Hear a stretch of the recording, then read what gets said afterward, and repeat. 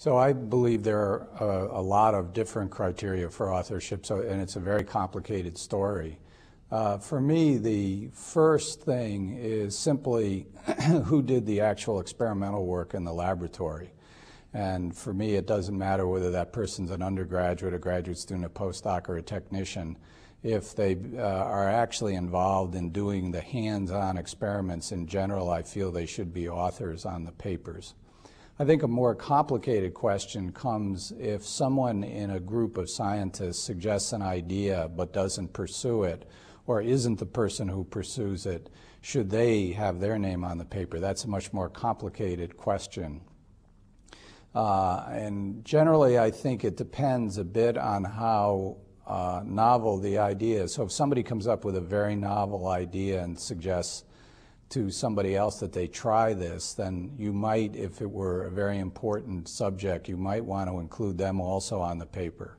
But I think you're really in gray areas there, because somebody who just suggests an idea but doesn't get involved in the experiments seems to me has less of a claim on the paper.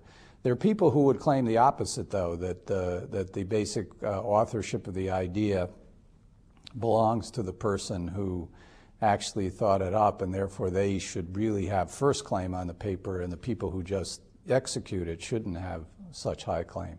I feel that's not the case, though. So, and in general, I also think if a postdoctoral fellow helps a junior graduate student, the postdoctoral fellow's name should be on the paper. And I tend to have, in my own research group, I tend to have students and postdocs work together in teams, and usually they'll share in the publications. Then you come down to issues of who's the first author and who's the second author.